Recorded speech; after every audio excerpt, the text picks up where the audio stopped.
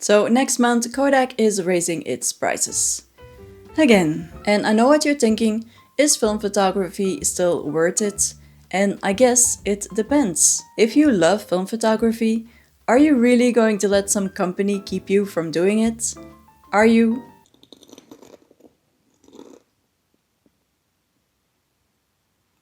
No? Well, if you're not, then welcome. In this video, I'm going to go over the 3 main things that I do that have the biggest impact on my film photography budget. So grab a drink, sit back and let me, a poor person who simply refuses to stop shooting film, show you how I survive film photography in 2026. Rule number 1. Forget fancy film cameras. Film photographers are known for suffering from extreme gas. And I totally get it. There are so many beautiful and unique film cameras out there, they are pretty hard to resist. But we have to admit that cameras can easily take up a huge chunk of our photography budget. And this is where film photographers actually have an advantage over digital shooters who will easily spend thousands of dollars on new gear every couple of years. Film cameras don't age like digital cameras do, and they're overall less expensive. Sticking to just one film camera will have a big impact already, but you also don't need a fancy film camera. If you're looking for a 35mm SLR, you might be eyeing something like a Nikon F2 or a Pentax K1000. These are great cameras, but they're not exactly what I'd call cheap. A lesser known option like the Praktica MTL range can basically do the same job for a fraction of the price. My personal favorite is the Praktica MTL 5B, which you can easily find with a lens for around $50. I actually also own a Pentax K1000 and yes, the build quality is a little bit nicer, but in terms of image quality, I really don't see that much of a difference. That basically comes down to the quality of the lens that you put on there anyway. Plus, the Praktica has a self-timer, which I actually use a lot, and the Pentax doesn't. The same logic applies elsewhere. I would love to shoot panoramas with a fancy wide lux camera, but that is not going to happen. So instead, I shoot with a Lomography Sprocket Rocket. This one is definitely not comparable in terms of quality, as it's basically a plastic toy camera with a plastic lens, but it does let me shoot panoramas, and it even lets me expose the sprocket holes if I want to. So it kinda does scratch that same creative itch.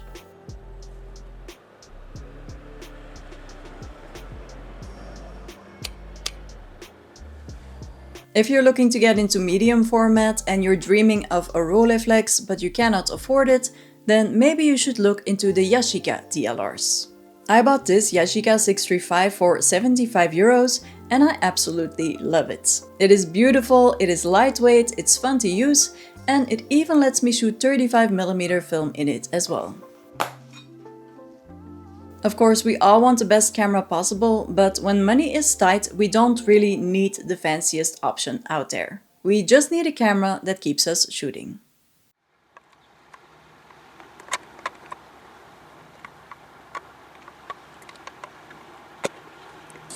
Funniest closing mechanism ever. Rule number 2. Give expired film a chance. Film stocks are the other big reason why film photography gets expensive. I used to shoot Kodak Portra 800 for almost everything. I absolutely loved it. But now at €25 per roll, I really can't justify shooting it anymore. And that is where expired film comes in. I think expired film gets a bad reputation because of its unpredictability, but when you use it wisely, you can still get really beautiful results. One of the safest ways to start shooting expired film is through your local photo store, or even an online photo store. A lot of them sell recently expired film for a big discount. Alright, so I have 2 boxes of film that I keep in the fridge. One is with expired film, and then this one is regular film. Although I do keep some of the expired film in here that has not been expired for that long. For example, this HP5. This one expired. at the end of last year, so really not that long ago. Paid €5 for this one. And the other one, the zines still. I paid €5 for this one as well. Regular price €25. And this one was expired in 2023. But I actually bought this one last year. So it was not expired for that long yet, but I do have to shoot this one. And then the other one expired that I keep in this one is the Holy Grail Kodak Potra 800s. Expired in 2023, but I think I bought this one even 2 years ago for €10. It was definitely quite fresh back then, but yeah, I haven't gotten around to shooting it yet, so. If you're feeling a little more adventurous, you can also check out flea markets, thrift stores, or even eBay. I got rolls of HP5 and this Konica for as little as €1. And recently, my boyfriend and I bought this lot on eBay, which contains 8 rolls of expired film for less than €20. We kind of split the films between us. It was a lot of about 8 film rolls, so it was a T-Max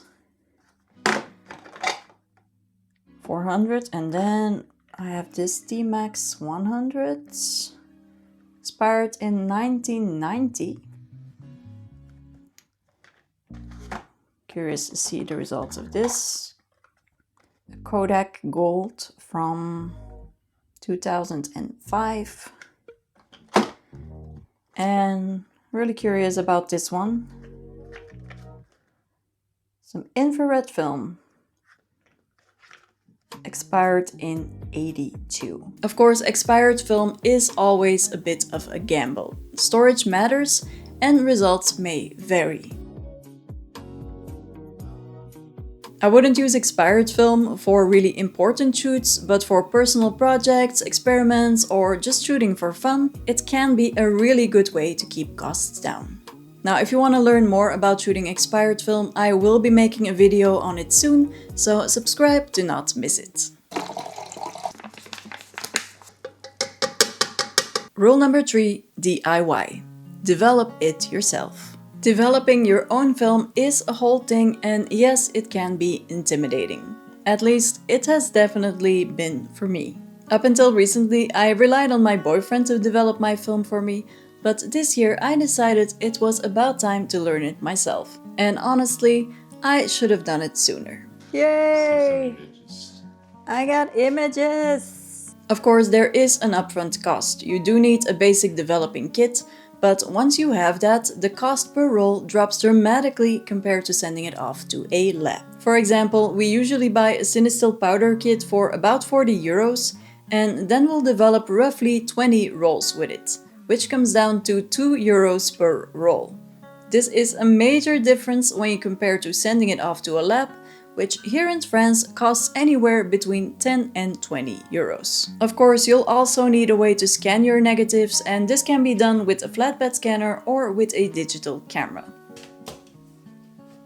I have used this Epson scanner for over a decade, so it has definitely served me well and will hopefully continue doing that for quite a while. But realistically, the cheapest option these days is probably just using your digital camera.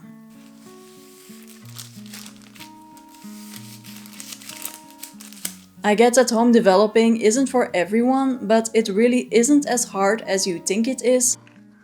How does it go? Will it make a big drop? No, that's good, that's good. That's exactly what you need. And if you shoot a lot of film, it is one of the biggest savings that you can make. So yeah, shooting film is expensive, but it is not impossible. With the right mindset, a bit of flexibility, and a willingness to get your hands dirty, it is still very much doable. Because at the end of the day, the goal isn't to shoot the fanciest camera or the most expensive roll of film, it is just to keep shooting. If you have your own way of keeping film affordable, please share it in the comments. And if you like this video, please like and subscribe, and I will see you in the next one. Bye!